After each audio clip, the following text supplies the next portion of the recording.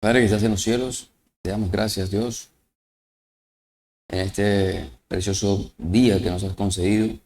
Estamos una vez más aquí delante de ti, en Cristo nuestro Señor, por sus méritos, porque a ti te ha placido en tu gracia concedernos un día más de vida, darnos salud, darnos sustento hasta hoy, para que podamos llegar hasta este lugar con bien, para poder reunirnos, para adorar, bendecir y glorificar tu nombre.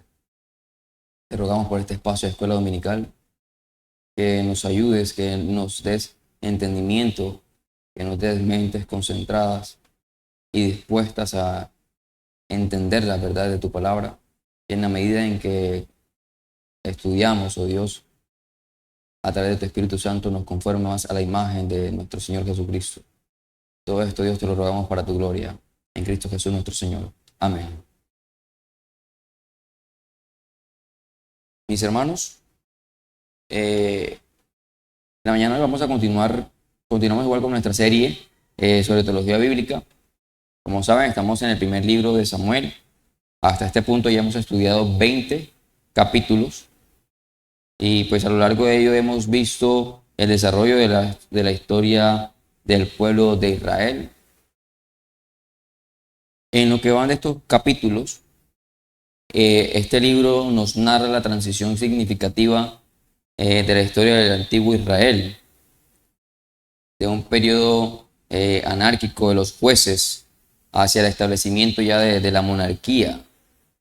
Este tramo presenta tres figuras claves, hasta ahora hemos visto: Samuel, Saúl y David, unas figuras claves que hemos resaltado a lo largo de la narrativa de este libro, y revela cómo Dios en su soberanía guía la historia redentora a través de todo ello. De hecho, el libro inicia, mis hermanos, con el nacimiento milagroso de Samuel, levantado por Dios en medio de una época espiritual decadente, y hablamos de un nacimiento milagroso, por lo que su madre no podía tener hijos, algo que vimos en los primeros capítulos. Mientras la casa sacerdotal de Elí se corrompe, Dios vemos cómo prepara a Samuel como profeta fiel, marcando de alguna manera un nuevo renacer espiritual para Israel. Vemos más adelante, después de la derrota de Israel y la captura del arca, el Señor restaura al pueblo cuando Samuel los llama al arrepentimiento y a la obediencia al pacto. Y a pesar de esto, de que Dios lo restaura, ahora el pueblo pide un rey como las demás naciones. Ya eso lo vimos ya hasta el capítulo 8, mostrando su desconfianza en el reinado de Dios.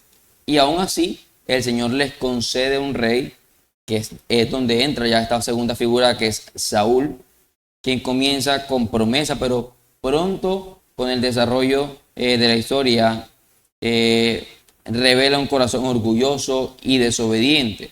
Ya hasta en los capítulos 13 y 15 se describe la progresiva caída espiritual de Saúl, culminando en su rechazo por parte de Dios debido a su desobediencia y a su incapacidad para someterse a la palabra de Dios. Y este rechazo de alguna manera abre el camino para la elección de un nuevo rey. Dios entonces escoge a David, que es esa tercera figura notoria dentro de esta narrativa, un joven pastor que representa el modelo del rey conforme al corazón de Dios, que es una de las palabras que más se repite también por acá. Su victoria sobre Goliat revela que Dios libra a su pueblo por medio de humildes, exalta a los que confían en él y derriba a los soberbios.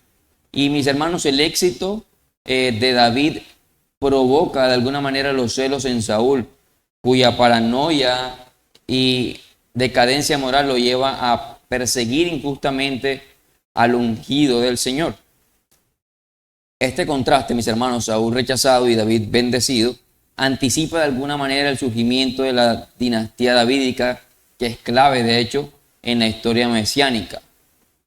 En conjunto, Este primer libro, en estos primeros 20 capítulos, muestra cómo Dios dirige la historia, juzga el pecado, levanta líderes piadosos y conserva su pacto, incluso cuando su pueblo actúa con infidelidad. El mensaje de acá es muy claro: Dios gobierna con soberanía absoluta y obra a través de aquellos cuyo corazón están sometidos a Él. Y en la medida en que nosotros vamos estudiando y nos vamos adentrando en cada capítulo y en cada segmento, tenemos varias aplicaciones prácticas que nos han servido, nos han hecho reflexionar a lo largo de ello. Y una de ellas es que Dios gobierna la historia con soberanía perfecta. Mis hermanos, nada avanza por el azar. Dios abre, vemos desde el comienzo que Dios abre la matriz de una mujer, derriba reyes, levanta pastores y dirige la historia para su gloria. Otra cosa que aprendemos también acá es que la obediencia, mis hermanos, es más importante que aquel éxito aparente. En contraste que existe entre David y Saúl, muestra que la verdadera grandeza ante Dios proviene de la obediencia, no del prestigio, ni de la fuerza o de la habilidad humana. Y mis hermanos, otro detalle importante, y es que la reforma espiritual comienza con el arrepentimiento. Israel fue restaurado no cuando recuperó el arca, sino cuando volvió al Señor con corazón sincero bajo la guía de Samuel.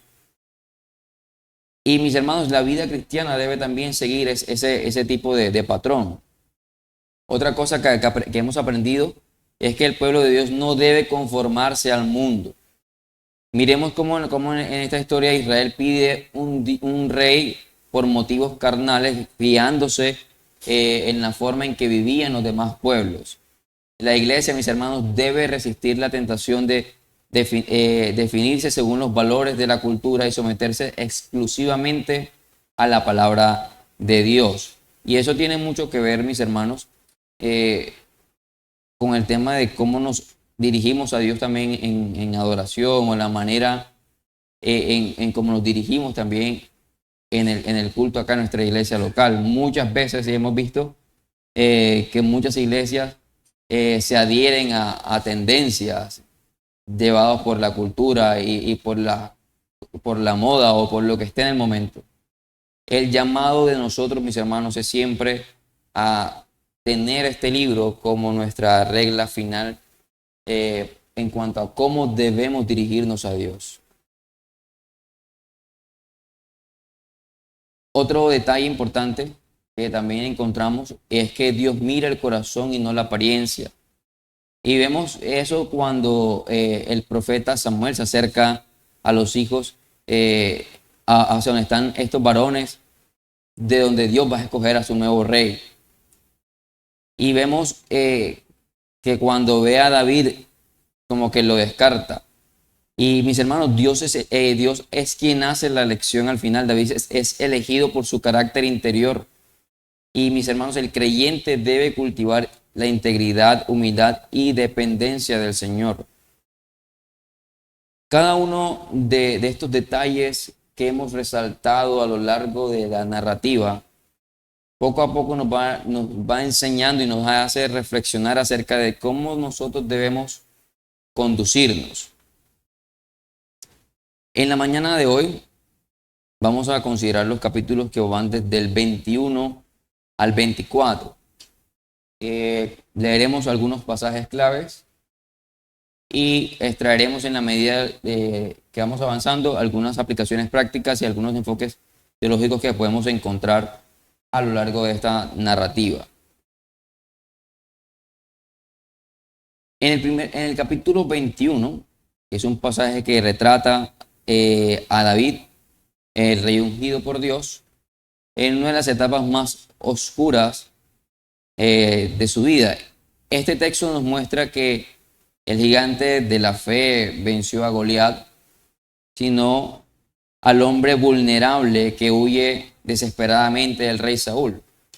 A partir de aquí, este momento, y hasta casi terminar este libro, vemos ese momento difícil de la vida de David, y es cuando él es perseguido por el rey Saúl. Ahora, la idea es examinar este capítulo desde una perspectiva que nos permita entender lo que podemos aprender a partir de ello. Ahora, con respecto a este capítulo, como mencioné, David ha sido declarado por Dios como el futuro rey, pero aún vive bajo la opresión del rey Saúl, quien intenta matarlo. De hecho, eso lo vemos, como le mencioné, a partir ya desde el capítulo 19, y desde ahí se va desarrollando poco a poco el tema de la persecución. Este capítulo, de hecho, inaugura su etapa de exilio, donde vemos a David dependiendo totalmente de la providencia divina. Y en los versículos del 1 al 9 es donde más vemos ese asunto. Es donde la providencia divina es manifiesta o se hace evidente en medio de la necesidad que está teniendo David. David llega a Nob, donde está el tabernáculo, y allí se encuentra con Ahimelech, el sacerdote, quien teme al verlo solo. De hecho, la crisis del reino es evidente, incluso los mismos sacerdotes viven bajo miedo. Y es aquí donde encontramos estas líneas que encontramos en el capítulo 21, versículos del 1 al 4.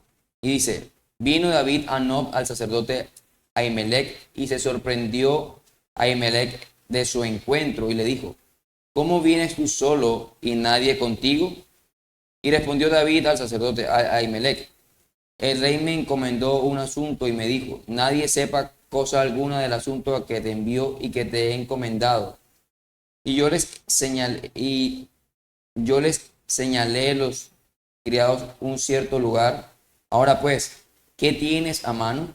Dame 5 panes o lo que tengas. El sacerdote respondió a David y dijo: no tengo pan común a la mano, solamente tengo pan sagrado, pero lo daré a los criados.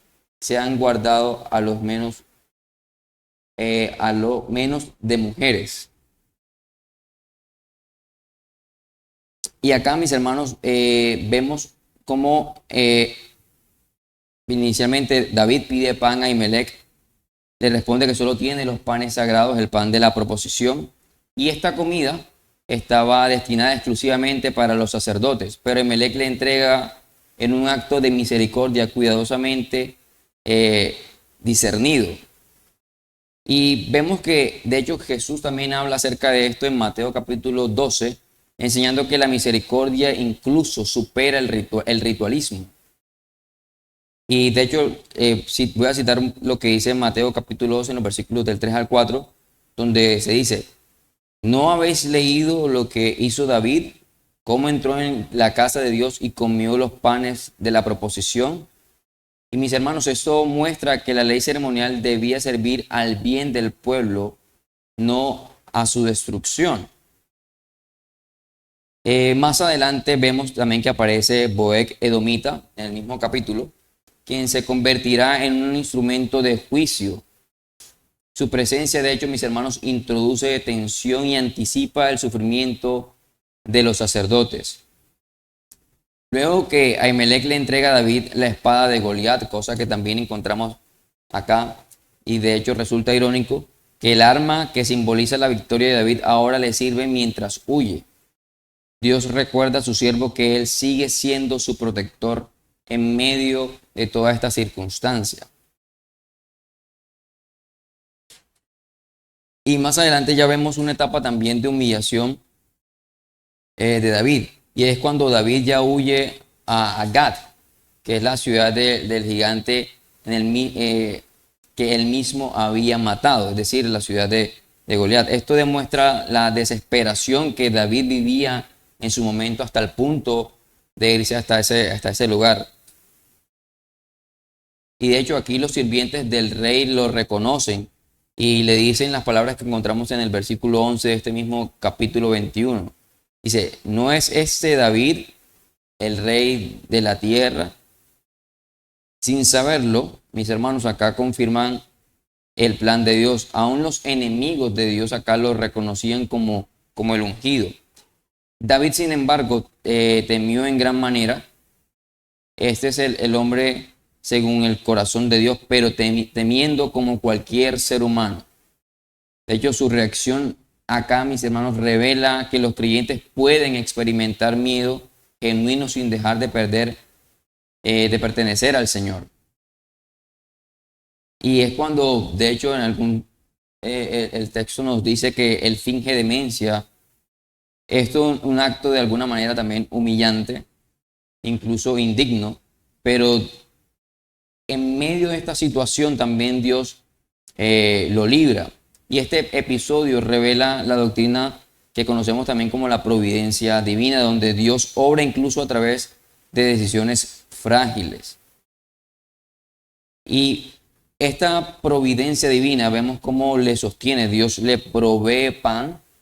Dios a lo largo de su exilio le provee refugio y también de alguna manera le provee una forma de escape.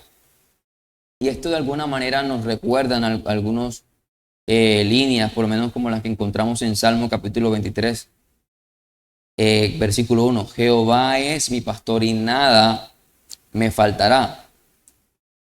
Líneas como esta, mis hermanos, a nosotros nos deben hacer recordar que aún en medio de las situaciones complicadas, difíciles,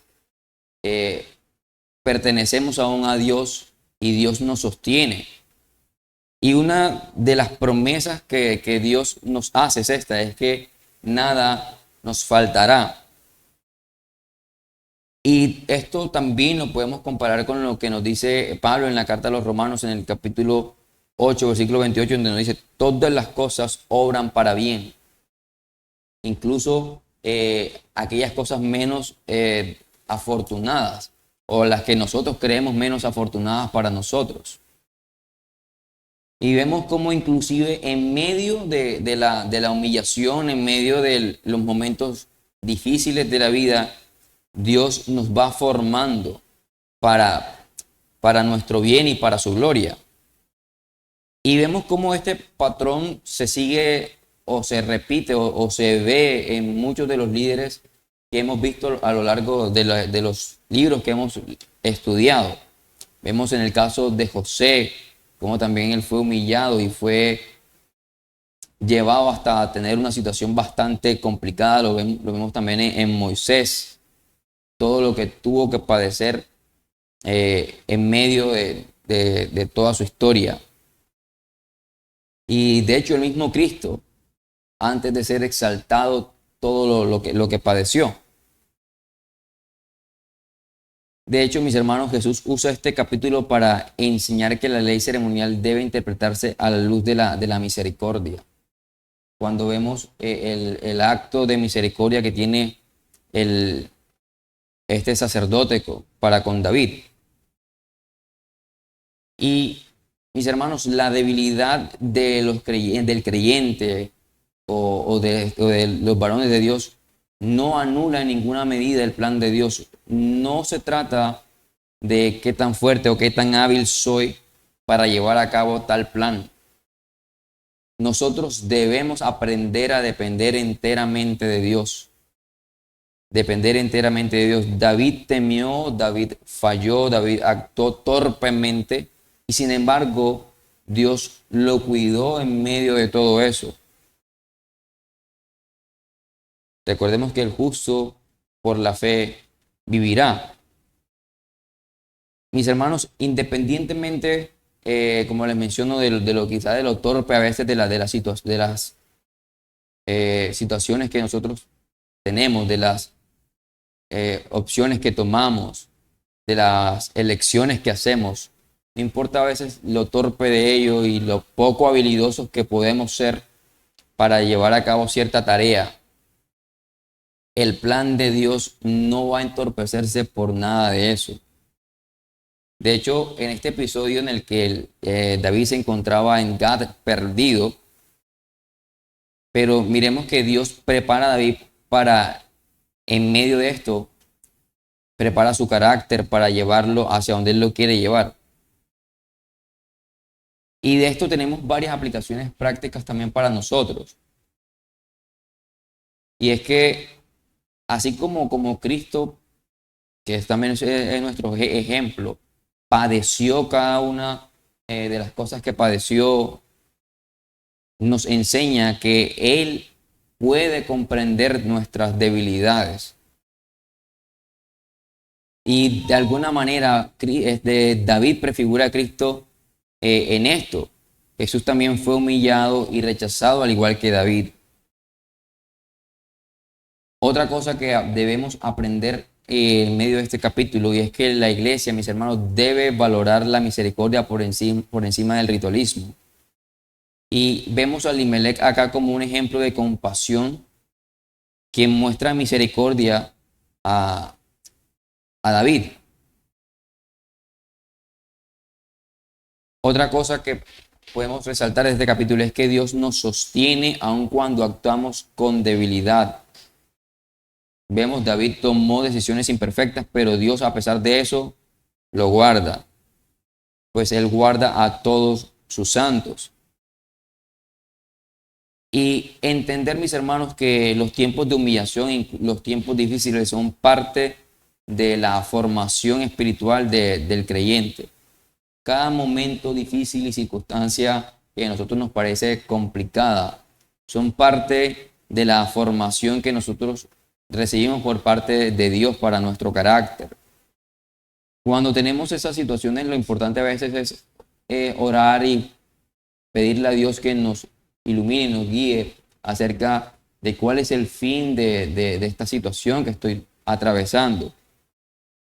Y vemos cómo David aprende la dependencia en Nob y que en medio incluso del quebranto que padeció en Gad, así también los creyentes, mis hermanos, son perfeccionados en medio de la aflicción, así como David fue aprendiendo en medio de cada uno de esos momentos. Así el creyente también es perfeccionado en su carácter para vivir conforme a lo que Dios le ha mandado, a pesar de las circunstancias. Y esto, mis hermanos, nos debe llevar a nosotros a confiar en la providencia divina en tiempos de necesidad. Recuerden las palabras del Salmo capítulo 37, donde nos dice: encomienda a Jehová tu camino. Mis hermanos, vemos que la situación de David era en extremo complicada y aún así Dios lo sostiene. Y eso debe ser motivo para nosotros de reflexión, porque muchas veces nos afanamos por las cosas y cuando creemos que ya todo está demasiado enredado, Dios de alguna manera nos sorprende. Dios de alguna manera nos sorprende, incluso de la manera en la que menos nosotros la esperamos. Y eso nos enseña, mis hermanos, que nosotros no somos de nosotros mismos, que Dios por encima de todo nos sostiene, incluso cuando tenemos esas situaciones difíciles en las que a veces dudamos y nuestra fe flaquea. Dios no se detiene a observar eso, nuestra debilidad y nuestra flaqueza y a veces nuestra infidelidad, sino que Dios sigue siendo fiel a Él y en medio de todo nos sigue sosteniendo. Y mis hermanos, entender que los momentos difíciles y a veces las situaciones adversas no significa, mis hermanos, la ausencia de Dios. Eso es importante.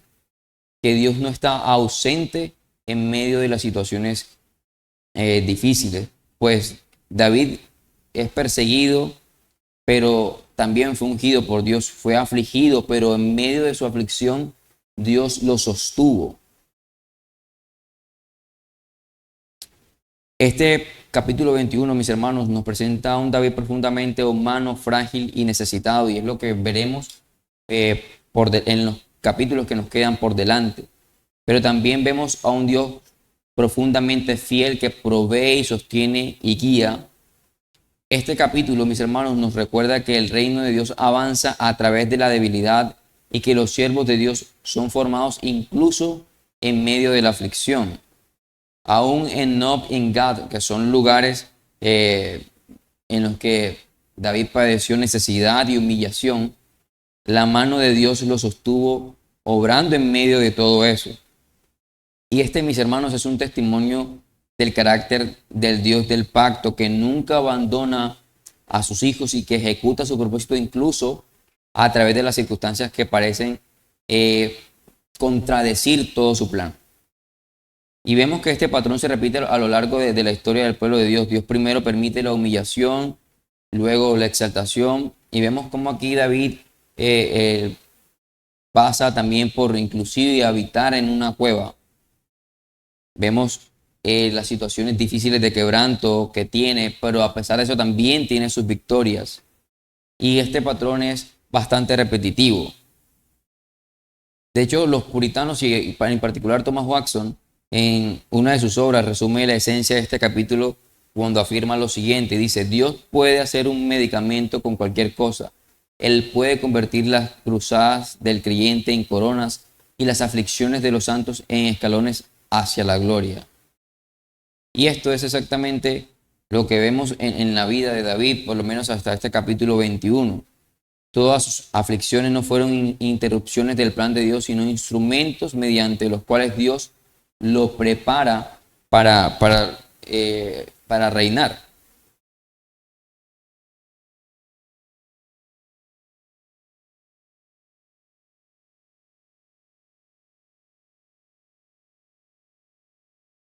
En el capítulo 22, ya David huye de Gad y se refugia en una cueva. Este lugar no es solo, mis hermanos, un escondite, sino un punto de reorganización de lo que sería el liderazgo davídico. Y de alguna manera esta cueva simboliza la pedagogía divina. El reino de Dios se forma en los márgenes, no primero en los palacios. Vemos cómo David empieza desde lugares complicados, desde donde Dios lo viene formando.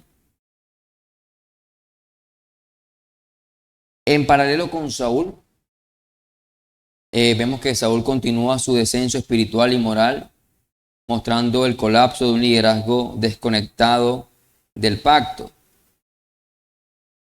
Vemos en este capítulo que David se reúne con los afligidos y endeudados. De hecho, el versículo 2 de este capítulo 22 dice: y se juntaron con él todos los afligidos y todo el que estaba endeudado y todos los que se hallaban en amargura de espíritu, y fue hecho jefe de ellos, y tuvo consigo como 400 hombres.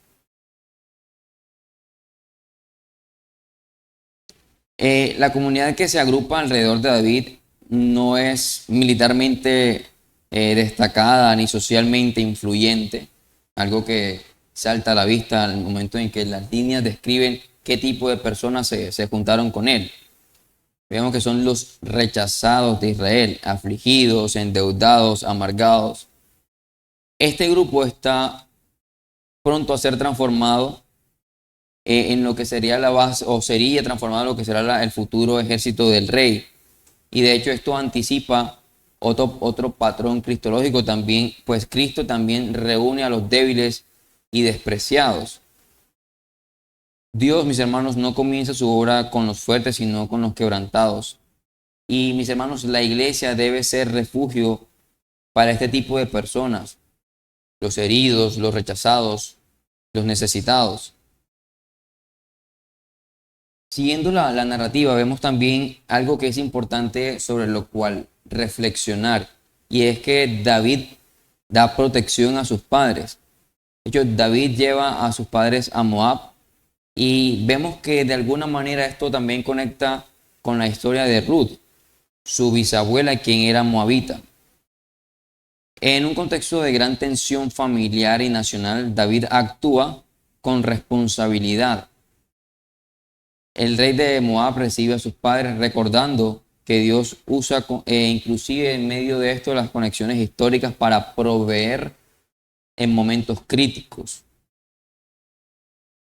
Y vemos cómo aquí también la misma providencia divina trabaja incluso en medio de esas historias pasadas de los familiares. El liderazgo piadoso, mis hermanos, no solo piensa en el reino, sino también en su casa.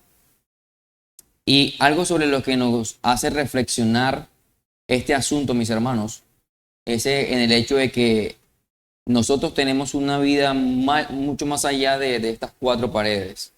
Y más allá de estas cuatro paredes, mis hermanos, nosotros seguimos siendo creyentes. Por lo que nosotros, incluso en nuestra casa, en nuestro trabajo, nosotros debemos seguir siendo creyentes, ejemplo a los demás. Nosotros en nuestra casa tenemos responsabilidades. Nosotros en nuestro trabajo también tenemos responsabilidades. Y que nosotros atendamos cada una de ellas, eso nos convierte, mis hermanos, de alguna manera en lo que Dios establece que nosotros debemos ser. Nosotros debemos ser ejemplo a los demás en nuestras tareas, por más sencillas que parezcan. Nosotros debemos procurar ser responsables, porque nosotros damos testimonio al mundo de quién es nuestro Dios.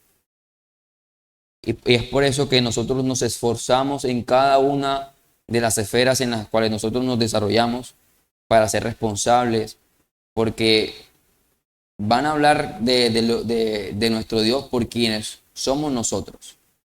Y eso, mis hermanos, es importante. Y aquí David nos enseña un ejemplo de responsabilidad, porque la situación que está padeciendo aquí, mis hermanos, es complicadísima. Y aún así él se acuerda de sus padres y les provee de alguna manera protección.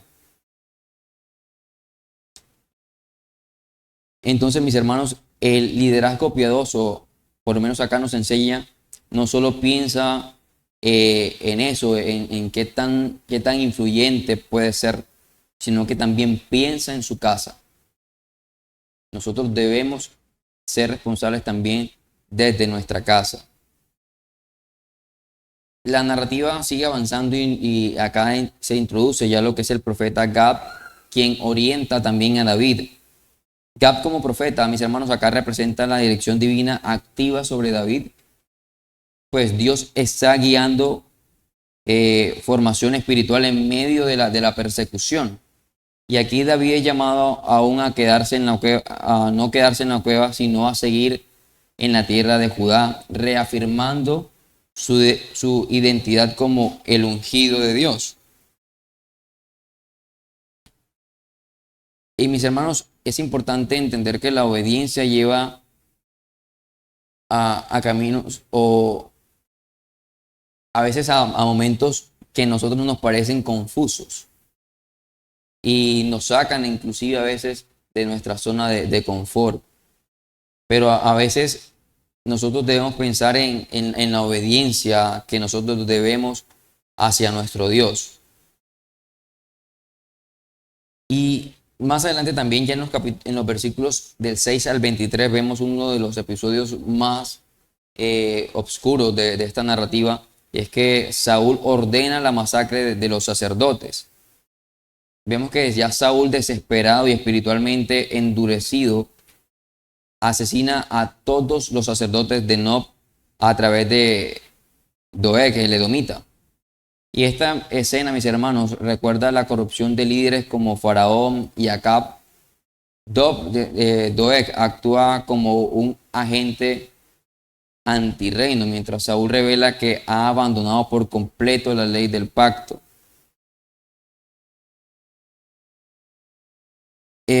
Acá, mis hermanos, otro detalle que podemos encontrar con respecto a algunos enfoques teológicos es que nos recuerda acerca de la depravación total del hombre. Vemos hasta qué punto el hombre puede corromperse. Y un hombre como Saúl, que inclusive conoce o conocía la voluntad de Dios, pero prefiere vivir ajeno a ella o alejado de ella. ¿Eso a qué lo llevó? A tomar decisiones que muestran realmente lo que hay en su corazón. Y mis hermanos, esto nos enseña la corrupción del hombre y cómo el hombre sin Dios puede llegar a extremos como estos. Y vemos que no solamente es ser líder, sino que también es importante dejarnos guiar por Dios y por lo que Dios ha establecido en su palabra. En el capítulo 23, vemos que mientras Saúl destruye a los sacerdotes, David salva ciudades. Keila estaba bajo ataque filisteo. De hecho, acá David consulta al Señor mediante el efod y actúa como protector del pueblo, anticipando su futura función real. Y vemos aquí alguna aplicación, y es que el verdadero liderazgo se evidencia por el servicio sacrificial. Acá vemos cómo David actúa en medio de una necesidad puntual, una necesidad apremiante que estaba teniendo este pueblo. Mis hermanos, el creyente debe actuar por convicción divina y no por pragmatismo humano. Nuestro servicio a Dios, mis hermanos, no debe ser guiado simplemente porque nosotros tenemos el deber de hacerlo. En nosotros debe existir una convicción de servicio hacia nuestros hermanos, que aquello que nosotros podemos aportar hacia el bien de nuestros hermanos, eso podamos llevarlo sin ninguna presión, sin ninguna carga. Entender que al final nuestro servicio es para Dios. Y Dios es glorificado también en medio de esto.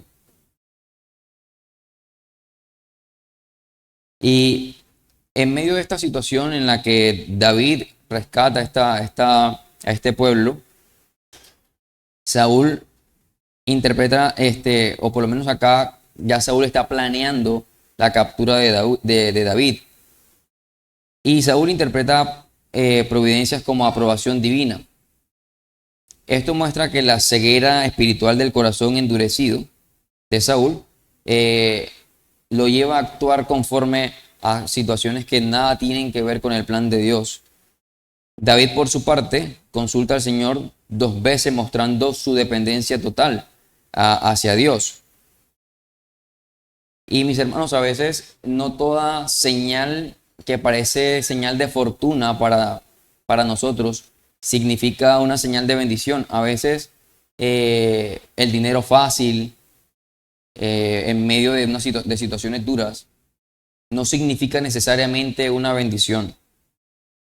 En nosotros detenernos a examinar inclusive esos momentos que a nosotros nos parecen afortunados, a examinarlos a la luz de la Escritura y a la luz de lo que Dios nos ha enseñado, es importante.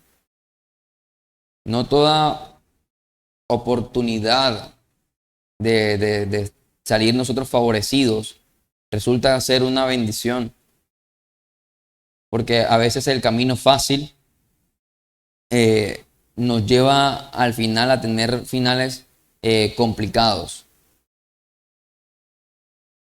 Y es en ese momento en el que nosotros debemos entender que la voluntad de Dios se busca, se examina y se confirma, mis hermanos, mediante su palabra. Mediante su palabra es que nosotros examinamos su voluntad. Es a través de su palabra que nosotros la examinamos y a través de ella es que confirmamos lo que Dios quiere para nosotros. Ya más adelante vemos que ya David se dirige hacia el desierto de Sif. Y acá aparece otra figura que resultó importante para David y es Jonatán, quien lo visita y lo fortalece en Dios. Y esta última vez que se ven, Jonatán reconoce que el reino pertenecía a David. Y esta escena es una joya teológica de alguna manera, pues es la sumisión voluntaria del derecho legítimo a la voluntad de Dios. Y mis hermanos, la madurez espiritual implica, mis hermanos, someter nuestros derechos al plan divino. La madurez espiritual, mis hermanos, implica someternos a incluso cosas que quizá no nos parecen tan cómodas porque nosotros estamos acostumbrados quizá a ciertas cosas. Y Jonatán acá también nos enseña algo práctico para nosotros. Y es que vemos acá que la verdadera amistad apunta, como apunta a Dios, no solamente al afecto mutuo, ya que Jonatán acá le fortalece, dice el texto, le fortalece en Dios, en el versículo 16 de este mismo capítulo 23. Dice, entonces se levantó Jonatán, hijo de Saúl, y vino a David, a Orés, y fortaleció su mano en Dios. Y esto, mis hermanos, nos debe llevar a nosotros a reflexionar en cuanto a nuestro trato con nuestros hermanos, la forma en que compartimos con ellos, si realmente estamos siendo lo que debemos ser, o lo que se supone que somos. Somos hermanos en la fe. Y vemos acá que esta figura de, como lo es Jonatán, cómo fortalece de alguna manera a David. Reconoció y reconoce que David está teniendo una situación difícil y complicada, y él se acerca para orientarlo y llevarlo más a Dios. Y mis hermanos, nuestro papel también como creyentes hacia nuestros hermanos es ese también, el de acercarnos y de animarle, porque las situaciones difíciles las tenemos todos. Todos tenemos situaciones complicadas. Y en medio de las situaciones complicadas es normal que llegue el desánimo, que lleguemos a pensar cosas eh, que nos alejan incluso de la comunión con nuestros hermanos. Pero es ahí cuando Dios, en, por medio de nosotros, o Dios nos convierte a nosotros en instrumentos para levantar el ánimo de nuestros hermanos. Y es por eso que es importante que en el ejemplo de Jonatán nosotros nos veamos reflexionados o reflejados, y sobre ello, mis hermanos, podamos nosotros también reflexionar acerca de nuestro actuar con nuestros hermanos.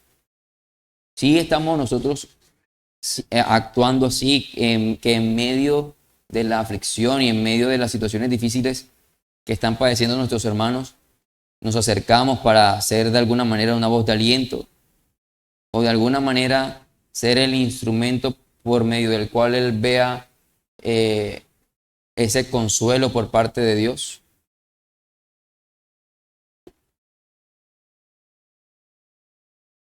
Más adelante seguimos con nuestra lectura, y en los capítulos del 19, en el mismo capítulo 23, desde el versículo 19 al 29, vemos donde Saúl tiene ya casi por capturado a David. Eh, los sifitas traicionan a David en este capítulo. Saúl nuevamente está cerca de atraparlo, pero un mensajero le comunica a los filisteos que han invadido la tierra. Esta coincidencia es, mis hermanos, de alguna manera providencia. Y recordar que nada sucede al azar es importante. Cada detalle, inclusive por torpe que parezca o por inusual que parezca, está siempre dentro del control de Dios. Y vemos cómo acá Dios salva a David a través de un movimiento bastante extraño. Y mis hermanos, lo que parece amenaza en algún momento se convierte en la liberación cuando acá mismo Dios interviene. Vemos cómo esa amenaza aparente de alguna manera le sirve de alerta también a David. Y vemos que acá incluso Dios gobierna sobre decisiones militares, políticas. Dios, en medio de las decisiones que se toman en los gobiernos, Dios está teniendo el control de cada uno de ellos.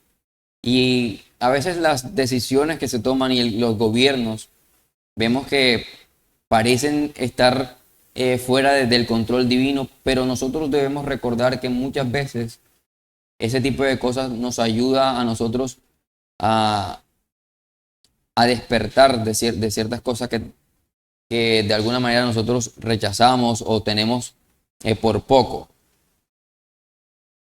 Ya en el último capítulo que examinaremos hoy, que es el capítulo 24, vemos cómo vemos la escena en la cual Saúl entra en la cueva donde David se escondía. En, en Gaid, Saúl entra en la misma cueva donde David y sus hombres estaban escondidos. Y acá la tensión es bastante complicada, pues David puede matar a Saúl, más aún sus hombres citan supuestas promesas proféticas para convencerlo. Esto muestra lo fácil que es manipular las promesas divinas.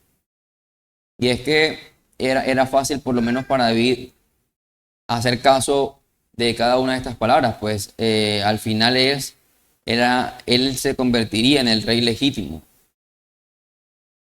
Y vemos cómo podemos extraer de pronto algunas aplicaciones. Y es que la presión comunitaria, mis hermanos, no es razón suficiente para desobedecer a Dios. La presión comunitaria, la presión que podemos tener en medio de cierta situación o tal situación, no es razón suficiente para desobedecer a Dios. La ética cristiana, mis hermanos, se forma más por la obediencia que por la oportunidad. Nosotros no estamos llamados a ser o no procuramos ser oportunistas. Nosotros debemos confiar en la voluntad de Dios. A veces nos dejamos llevar por la presión que podemos sentir por las personas que tenemos a cargo o personas que quizá están a nuestro alrededor. Pero el llamado del creyente, mis hermanos, es siempre a obedecer a Dios, obedecer su palabra, obedecer su voluntad. Y como les mencioné, la voluntad de Dios la vamos a encontrar en la medida en que nosotros nos acercamos a este libro y a los medios de gracia que Dios nos ha otorgado, como lo son la oración, el congregarnos. Más adelante en este mismo capítulo, vemos que David corta el borde del manto, pero no mata a Saúl. Y el manto real simboliza, mis hermanos, de alguna manera la autoridad del rey. Y al cortar el borde, David demuestra poder, pero también autocontrol. Reconoce que Saúl es el ungido actual, aunque corrupto, su conciencia lo hiere, mostrando un corazón sensible a Dios. Y mis hermanos, acá es importante el tema de la conciencia. La conciencia guiada por la palabra es una herramienta muy útil. Y es por eso que nosotros, al echar mano de estos medios de gracia que tenemos, como les mencioné, la oración, la lectura de la palabra, etcétera, esto va a resultar en bien en la medida en que nuestra conciencia nos va de alguna manera a guiar en aquello que es la voluntad de Dios. De hecho, algo que también nos enseña este pequeño o esta pequeña escena es a honrar a las autoridades, incluso a pesar de sus imperfecciones, pues esto forma parte del carácter del cristiano. Pues es Dios al final quien pone y quita reyes, mis hermanos. Y nosotros no estamos llamados a criticar ese tipo de cosas, sino que nuestra labor es orar por quienes Dios ha puesto en esos lugares. Y David de alguna manera nos enseña eso con su actuar. Más adelante vemos también que ya David confronta a Saúl y David expone su justicia delante de Saúl apelando al juicio de Dios. Y de hecho él no exige vindicación humana, sino que la deja en manos del mismo Dios. Y la escena, mis hermanos, recuerda las palabras de Cristo. Mi reino no es de este mundo. Y de este fragmento que encontramos ya en los versículos del 8 al 15, que es donde examinamos precisamente esto que acabamos de describir, algo que nos lleva de pronto a reflexionar es que la humildad es más fuerte que la violencia. Mis hermanos, es muy natural que nosotros en momentos de tensión eh, salte a la vista nuestro orgullo. Y si algo tiene el ser humano es orgullo. Es orgullo y el creyente está precisamente llamado a todo lo contrario, es a vivir en humildad y reconocer que la humildad es incluso más fuerte que la misma violencia, porque la violencia al final solo trae más violencia. Y que la venganza, mis hermanos, no es un camino para el creyente. Pues hay varias líneas en las que se nos dice que la venganza debe quedar en manos de Dios. Debe quedar en manos de Dios. Ya más adelante, ya terminando este capítulo, vemos que Saúl llora y reconoce inclusive la justicia de David. Aunque Saúl reconoce temporalmente que David será rey, su arrepentimiento es emocional y no transformador. Y es similar a Esaú. Saúl es conmovido pero no convertido. Y por lo menos este punto, mis hermanos, resulta de reflexión, inclusive para ese momento en el que nosotros nos acercamos a Dios para pedir perdón por alguna acción o por algún acto que nosotros hemos cometido. Mis hermanos, no todo arrepentimiento es genuino. Y a veces, mis hermanos, nosotros debemos orar a Dios por eso, porque a veces nuestro arrepentimiento resulta no ser genuino, porque a veces es más emocional y no realmente sentimos ese, eh, ese arrepentimiento que nos lleva a despreciar aquel acto o aquella acción que cometimos. Y que inclusive nuestra oración en medio de aquel momento en que estamos rogando a Dios su perdón, que parte de nuestra oración sea que Dios nos perdone por aquellos falsos arrepentimientos que hemos tenido. Y como conclusión final de estos capítulos, mis hermanos, muestran que el proceso de formación del rey conforme al corazón de Dios, cada persecución es un instrumento pedagógico. Cada cueva es un aula donde Dios enseña dependencia, Dios enseña paciencia y misericordia. Y algunos elementos claves que nosotros podemos encontrar a lo largo de todo esto es que es inicialmente la providencia divina.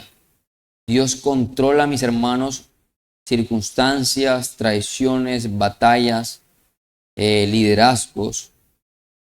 Vemos que el liderazgo, vemos de hecho acá el liderazgo según Dios, es un liderazgo, por lo menos acá vemos David sirve, David protege y perdona.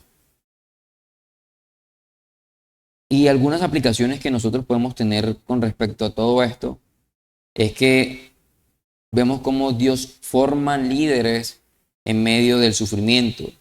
Vemos que la comunidad de fe debe ser refugio para los quebrantados, que el creyente debe discernir la voluntad divina antes de actuar, que la misericordia es más poderosa que la venganza y que los momentos difíciles de la vida no son señal de abandono, sino de formación. Por lo tanto, mis hermanos, la lección para nosotros acá es bastante clara. Dios sigue formando a sus hijos en los lugares de humillación. Dios sigue alimentando a su pueblo con provisión misericordiosa. Dios sigue guardando a los suyos aun cuando actúan con debilidad. Dios sigue siendo fiel incluso cuando todo parece incierto.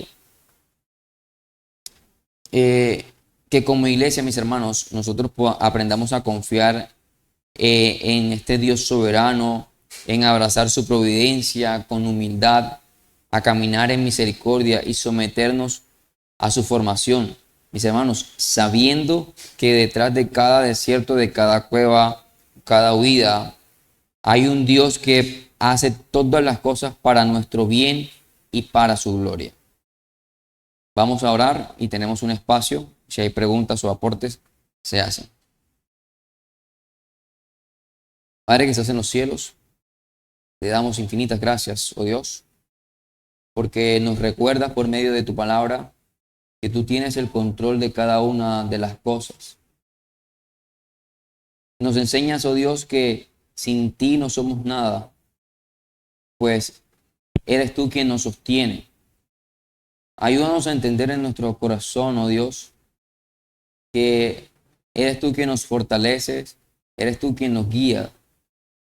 Ayúdanos a depender mucho más de ti. Ayúdanos a sacar de nuestro corazón la autosuficiencia. Esa autosuficiencia que nos aleja de ti, de nuestros hermanos. Ayúdanos a entender que incluso aquellas personas que tú nos has puesto en este lugar son instrumentos que tú usas, oh Dios, para fortalecernos, para guiarnos, para consolarnos en medio de las situaciones difíciles. Permítenos, oh Dios, también a nosotros tener un corazón más dado al servicio, más al servicio hacia nuestros hermanos. Que todo esto al final sirva para glorificar tu santo nombre. En Cristo Jesús nuestro Señor. Amén.